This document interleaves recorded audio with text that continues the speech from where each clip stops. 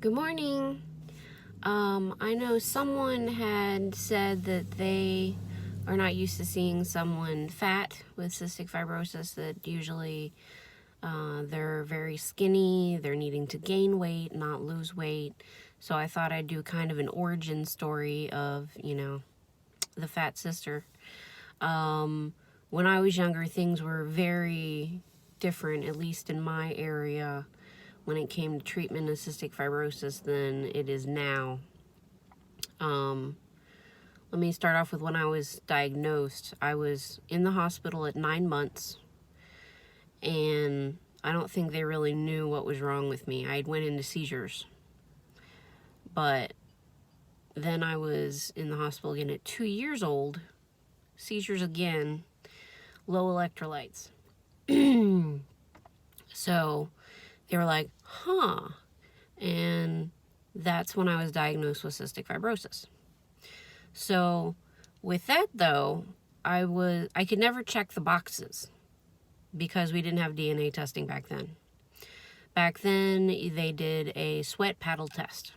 They strapped this little like wooden paddle wrapped in gauze to your arm, and then they would measure, they would make you sweat.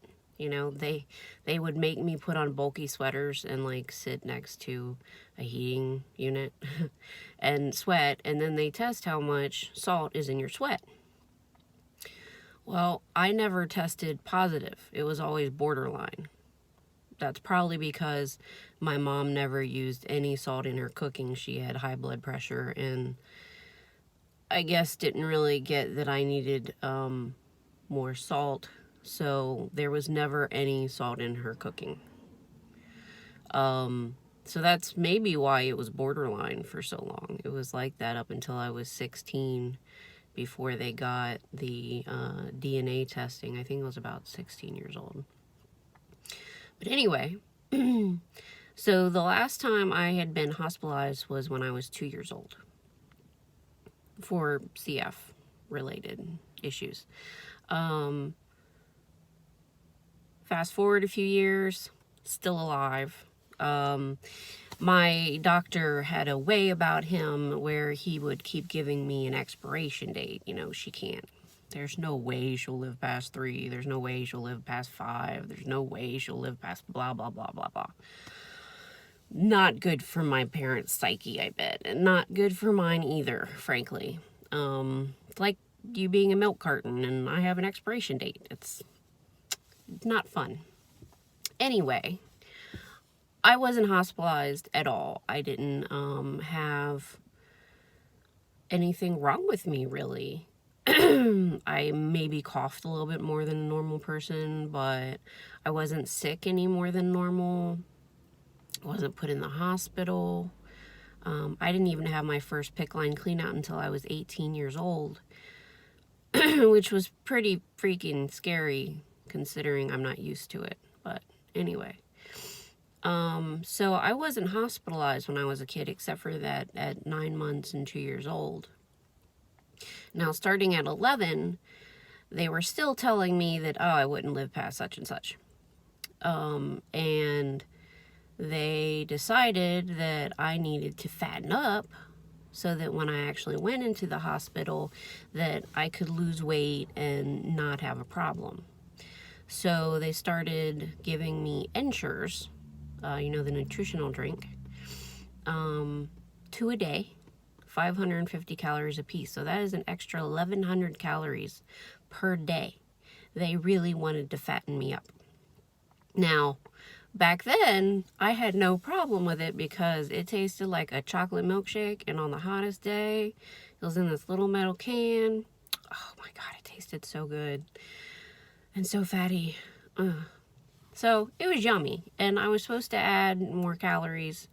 Otherwise, they're like, eat a little bit more, and then drink your Ensure, and they really wanted to fatten me up like a turkey for the slaughter. So I did it, it was my doctors. You're supposed to listen to your doctors. Sometimes I wish that, we said, screw you, and went a different direction, but, that You don't tend to do that with your doctors. So I started gaining weight like crazy.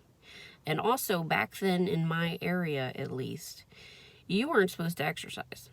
They didn't want you to strain your lungs. Like, they didn't even want me playing an instrument in the school band because it would stress my lungs. They didn't like that I would ride my bike, around the neighborhood because it would stress my lungs. But back then, if you go percentages, I was at 133% expected in lung function. So I was way up there. I was doing great. I was swimming all the time and everything, and they hated that. They hated me doing any exercise. I even had a note for gym class that, I shouldn't strain myself. I shouldn't stress myself, so that I should be excluded from certain things. It was not a good combination. Tons of extra calories and then no exercise. I mean, I was getting some exercise, but not as much as I would have because it was against doctor's orders. So I'd be able to ride my bike some, but not a lot, I went swimming maybe on Sunday mornings when I could, but that's about it. So add calories and cut activity, and you do really get fat. The only other person that I'd ever met that was fat like me was, they used to have a CF camp in Ohio back in, it was when I was around 11 and all. There was only one other person there that wasn't, completely like bone skinny. And of course, everyone thought that me and him should date because we were so much alike. But that's the only time I've ever seen another one, but not that we really get together, supposed to stay so far apart. And so I've continued to eat that way, I think, and gotten bigger and bigger, and I had thyroid issues. I had half my thyroid removed due to growths on it, and so I'm on thyroid medication and dealing with that, and depression issues throughout childhood, and on depression medication, which can make you gain weight, and it just, everything snowballs. Horrible first marriage, that'll make you gain weight. If your husband doesn't come home and then you eat a large size pizza with a large size wing and hamburgers and chicken nuggets and blah, blah, blah, blah, blah. That's bad. I got to a point after my first marriage, I was a binge eater. I have since worked myself out of that with, the love of a wonderful man from my second marriage. We've been together over 10 years. But it's just kind of hard to get into the swing of things, even though I'm almost 40 and I've had time since they've sort of changed their way of thinking about CF. People are lazy. I've been lazy. For most of my life, I was, less than 200 pounds, and that was okay for me. But it has since jumped, and that is no longer okay. And so that's where I'm at. So I still haven't been hospitalized for CF per se. At the beginning of this year, I was in the hospital almost a week for pancreatitis. So I was in the CF wing for that. That was interesting. But other than that, I haven't been hospitalized. I am extremely, extremely, extremely lucky. I have mild CF if there is such a thing. That's what a doctor has told me before. So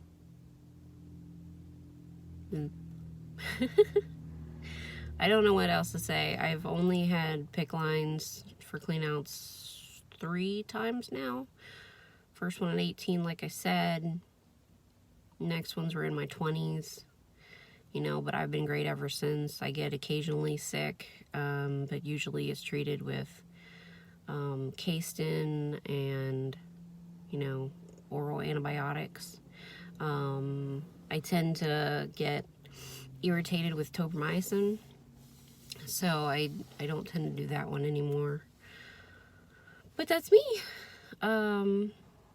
I have lived a very, very, very lucky life. My parents smoked when I was a kid, but I was still high lung function. They made me put on all that weight and no exercise and still kicking, you know? So it's good to look on the positive. Things have changed. I did get a positive DNA test when I was about 16 years old. The Delta 508 and a gobbledygook one. 00, blah, blah, blah, blah, blah. You know, so I have it, and I'm fat, and I'm trying to lose that. So, yes, I'm abnormal, probably in more ways than one, but there's always something that makes us special, right? All right, guys, thank you for watching. Bye.